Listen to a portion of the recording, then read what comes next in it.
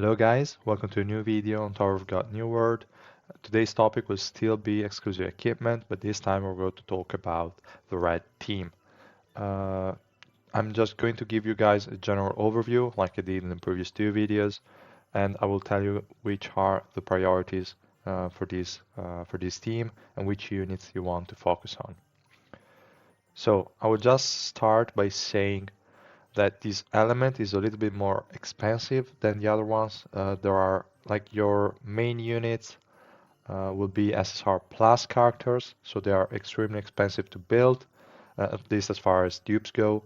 Everything else is as the same cost basically, but to get the most value out of it, you will need more copies, so it will get expensive really quickly. Uh, the SSR carry option is Arkraptor in this case, but this guy only has one defensive skill and it's not the best. It doesn't have invincibility, so he's going to have an hard time fighting the enemies that the red team is supposed to fight, which are Zahard. That guy is a nightmare if you do not have invincibility in your kit. And the other one is also Datamashini. If you cannot outlive her, she's just going to destroy your whole team. And so that's the reason why Arkraptor is a great unit, but is kind of lacking as compared to the two SSR Plus units. Uh, the two SSR Plus units are obviously Viole and Evankhell. Evankhell is the most expensive unit in this game because you need her at full rainbow, otherwise she's not going to perform as expected. She's a close range unit and she's going to die really quickly. Her whole survivability is built around her ultimate, giving her invincibility for like 4 or 5 seconds. So you really need that full rainbow for her to survive the initial burst of the enemy team, and also to avoid Zahard's special skill on death. That's going to wipe your whole team. You want Evankhell to be invincible in that time so that you can just survive through it. The other unit is Viole. You needs fewer copies. Like you can get away with 3 green, that's definitely fine, but the more copies you have, the better, because the scaling on his skill are obviously helpful for a main DPS. You probably do not need more than 3 red, but sure, his like full rainbow is definitely great because then you can enter the thorn mode earlier, but with the fact that he is a ranged unit, you have an easier time keeping him alive until the first special skill anyway, so you don't necessarily need it. Uh, so that being said, those 3 are the main carries. Pick one. I would suggest Viole because he's the most future-proof one and he's also the best one to counter Zahard and Datamashini. Evankhell is not really that good against Datamashini, unfortunately, because her invincibility doesn't last long enough to outlive Datamashini, but still she is a really, really great option. Way too expensive for most people, but in general she's a really, really good option. So pick one of these 3. My suggestion would be Viole. If you do not want to build him for some reason, then go for Arkraptor. If you really have a lot of resources in this game, a lot of suspendium and a lot of black market tickets that you're willing to spend on Evankhell and Evankhell alone, then definitely go for Evankhell. She is a really great unit. So after you pick one of these 3, your next option will be Hwaryun. So Hwaryun used to be the best carry for the red team, at least in the early game, but now she's just going to die a little too quickly, and she's just going to be more useful for overall utility, and you won't see her doing any big damage as compared to the other 3 carries I just mentioned. So she is a sort of sub DPS slash utility, so she's just a support character in the end. She's definitely good, and her kit helps her a lot. Also in boss fights, where she really shines, so I would still suggest you going for her second. Especially because you don't have any real third option. The third option I would recommend would be Xiaxia or Xiaxia, I don't know how to pronounce her, but her exclusive equipment is terrible. You would only go up to plus 20 for the ignition weapon, and that's about it. So, okay, that was pretty much the overview for the priorities. Now I also wanted to mention another thing, which is red element is lacking a tank at the moment. You can see on the screen two tank units, which are Amigocharz and Hux. Hux is not even in the list, but I will probably include her in the near future. Those two are the only two tanks that this element has, but they both have a problem, is that they don't have invincibility, and Amigocharz just has a defense increase and not a magical and physical resistance decrease, like damage decrease. So uh, defense increase is not as important because yes, it is going to reduce the damage taken, but the enemies will still have way too much attack for you to to deal any kind of good damage reductions. So in my opinion, Amigocharz is just way too squishy, but we are going to talk in more detail about him soon because he's first in the list. Hux is a similar one. She is still going to have issues surviving, but she has a kit that's still okay. She can take some hits, probably last also longer than Amigocharz. It will depend, but overall, red element doesn't really have a tank. You usually use a different element tank in this team, but yeah, unfortunately that's the case. Hopefully, Jinsung Ha, when it will come out, it will have some sort of invincibility or some damage reduction, something like that, so that he can take up on that role. And he's going to be red for sure, because obviously he's the teacher of Viole, and he's also Fag. Here we have Hwaryun, Xiaxia, Apple, and Michael. They are all Fag members. Also, Evankhell is kind of related, so I would say Jinsung Ha is going to be a red unit, and hopefully he's going to have some kind of tankiness in his kit. So that being said, I'm going to start with the list. So I'm going to go over Amigocharz and just talk about his exclusive equipment. As I said, is just not tanky enough for the current adventure. Definitely viable for PvP, but that's about it. His exclusive equipment boosts his passive skills, which is the skill that gives him a barrier every time he hits a basic attack. That's also a problem because you will have to invest in him, in his gear and everything else, just to take him to the point where he can actually land hits and get the barrier up. The barrier is actually fine. You get like 10% max HP from the exclusive equipment, in addition to the attack scaling he already has. Definitely a good thing. And he also recovers HP every time he procs the barrier. So really good kit. Unfortunately, is held back by the fact that you want to push high deficits, and without resistances, you cannot really do that.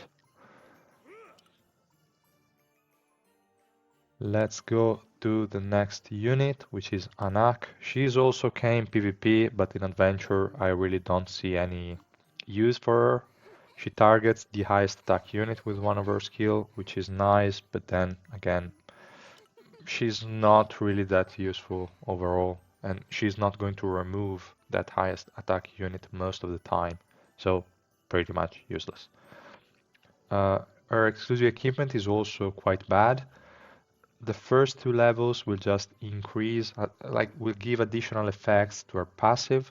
Every time you proc it, you will get additional attack and crit damage. Unfortunately, the proc is limited at once every 6 seconds if you ever at 3 red. And that simply means one whole minute to get to max stacks, which is way too much, and she's going to be dead like after 10 seconds or so. So to me, definitely a no-go. I wouldn't invest in her at all, and I wouldn't even improve her exclusive equipment. It's just bad. Plus 20 and plus 30 will give crit hit rate to her special skill, but she's not like getting any additional benefits, just damage. So, okay, it's additional crit, but it's not like if you crit, you're going to proc an additional effect. No, nothing like that, just pure damage. So to me, it doesn't make any sense. Next in the list is even more useless. Apple is only used for bosses. Most likely your main DPS will not be a red element ally, so this exclusive equipment is entirely useless. And even if your main DPS is a red element ally, even then it's just redundant because it's already an 80% accuracy increase, which is a lot.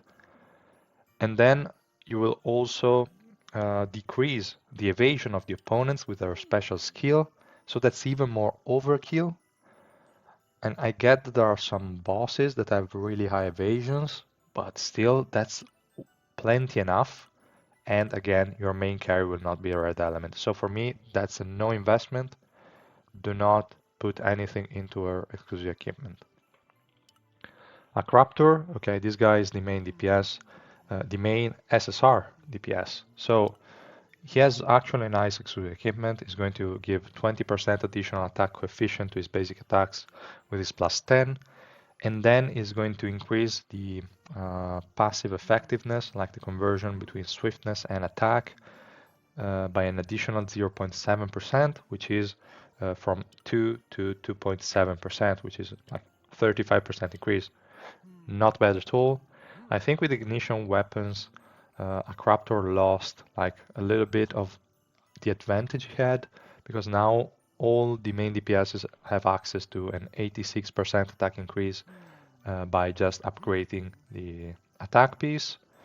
So I don't see these passive being as useful as before, and I would not recommend him. I would just say go for Viole, bring him to plus 3.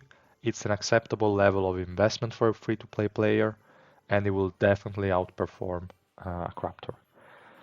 Maybe not for damage, but definitely for utility and for outliving the opponents. So definitely I would go for Viole over Arkraptor. Next in the list is Evankhell. Again, it's pretty much mandatory to have her at full rainbow, because otherwise she's going to die, and yeah, that's pretty much it. Her survivability relies entirely on her special skill. Her exclusive equipment is nothing too great actually.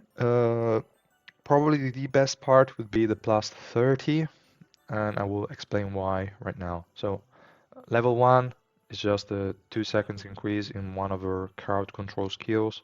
It also deals a little bit of damage, so it's fine. It lasts 2 seconds longer, but nothing too great. Plus 10 is just additional HP recovery when it deals damage with Death Sentence, which is a single target skill, so not that big of a deal. And plus 20 used to be really important because 5% lifesteal on her special skill was really good. Her special skill is her most like high damage ability. She gains invincibility for like 4 or 5 seconds and deal AoE damage for that period, destroying the entire enemy team, and then you get a lot of HP back. The point is that with the lifesteal set now, I don't think this point is even mandatory anymore. She is a main carry though, so you will have her exclusive equipment unlocked, but I don't feel like this is as important anymore. Her plus 30 is actually nice because she doesn't have invincibility frames in her passive.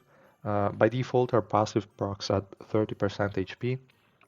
So 30% it's quite a low amount. You're close to dying.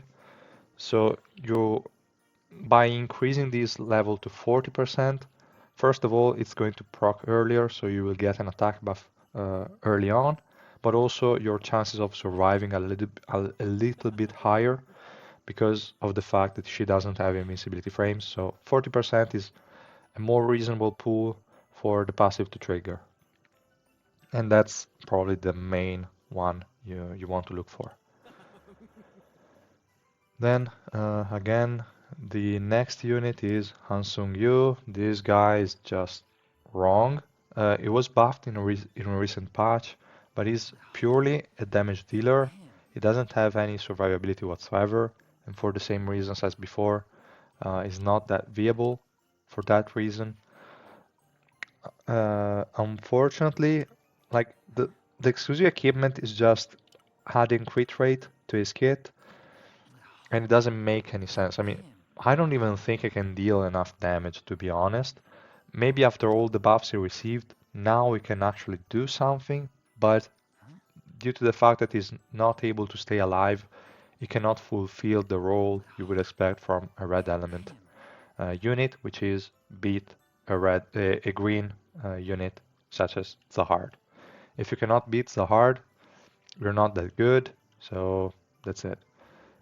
Arkraptor I think is still better. Arkraptor at least has some kind of defense in his kit, so this guy for me is definitely a no.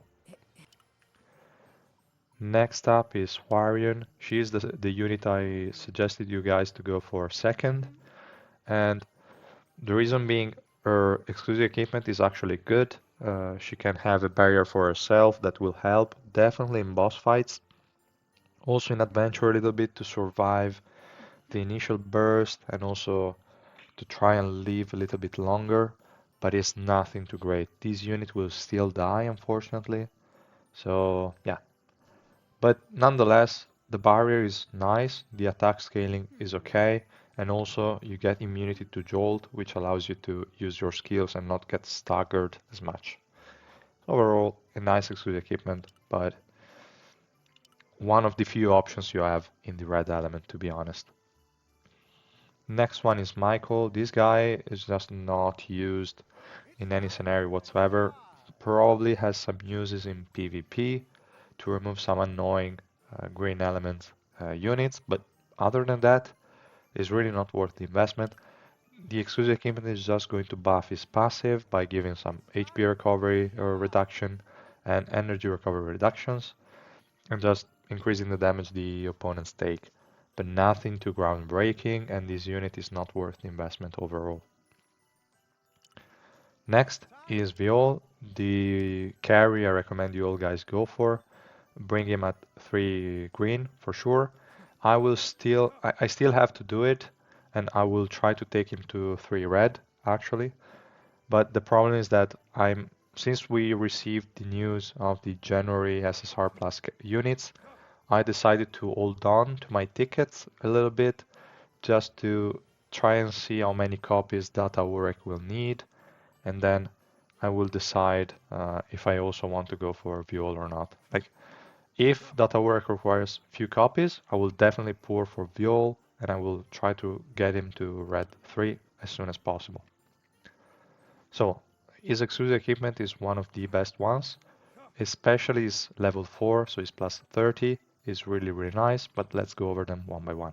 So the first one will just take the attack increase you get from the Thorn from an 80% when you are at red 3 to a 100%. Early on is even better, like the increase will be more noticeable, but then when you have him at red 3, it will be an 80% base increase with an additional 20, it's going to be a 100% attack increase, which is nice. Then we have level 2. I just tested it before this video because I was not sure. Basically, this is just removing the downside of his special skill, which, if we look at it, is just saying his energy is not restored until the thorn is no longer active. So that's working that way, is just removing that limitation so you can generate energy while the thorn is active. And the problem is that you have to wait for the thorn to be deactivated, obviously, before you can cast it again. So you will have all the energy, but you will have to wait a whole 20 seconds to recast it. That's unfortunate, obviously, because you have invincibility for 10 seconds, so then you're vulnerable for other 10, but still, obviously you cannot have a 100% uptime on invincibility, so it's still great. It will guarantee you a 50% uptime on the invincibility, which is already a really, really nice thing. His plus 20 is really irrelevant after the level 2 because you will have the whole like the energy back 100% for sure. So you don't need that additional 200 energy, but that's okay. The greatest one is the plus 30. It's going to get you invincibility for 10 seconds when the thorn activates. So for half of the duration, you're going to get you're going to be invincible, and that helps a lot against Data Machine and against Data Zahard, obviously. So this guy is a beast. His damage is also quite good, and after the recent buff, is just a total beast. So I highly recommend him as the main carry for your red team. Next is Xiaxia. She is weird because her exclusive equipment doesn't really work, or at least I don't get how it works then, because the performance bonus seems to be the energy regen is not clear. Like here, bonus, that's the only place where bonus is even mentioned, but there is no performance. So I really don't know what that means. And also here I see recovery bonus, but there is no performance whatsoever. So my guess is that it just increases the amount of like energy regenerated, but then it's capped at 100. And most of the time I always see 100 when I tested it. So I cannot say for sure how it works. It's not going to increase the cap. It's probably going to increase how quickly you get to the cap. So nothing good for me. It's just bad. And the plus 20 is actually the only good one, but that relies on hitting enemies with our fan-shaped attack, which already blinds enemies for 8 seconds. This one is also silencing them for 5, but you're not going to get any value if you cannot hit your skill. So to me, that's just useless. You take it to plus 20 for the ignition weapon, and that's it. The plus 30 is fine. You're most likely going to play her in a full red team, so the increase in 20% healing from her special skill is nice, but nothing mandatory. I would invest those resources in someone else. Then we have Yellowy. This is the last character. She is just terrible as well to me. She is a mage on paper, so you would potentially look for the exclusive equipment upgrade. She's going to spam all her skills and special skills really easily, but the problem is that you're not going to use her as a mage. She's going to be just a buffer with her passive. You can use her just as a dispensable unit, just to, I don't know, get the aggro from one assassin, then die, and she's going to provide this crit rate and attack speed buff to someone like Viole, which is going to make great use of it. So to me, she's only used for that, and you don't need any kind of investment whatsoever. Okay, guys, that was pretty much all I wanted to say about this element. Let me know if you have any questions or if you have any feedback for me. If you liked the video, please drop a like and subscribe to my channel, and I will see you guys in the next video that will be about the blue element exclusive equipments. And yeah, I will see you in the next one. Bye!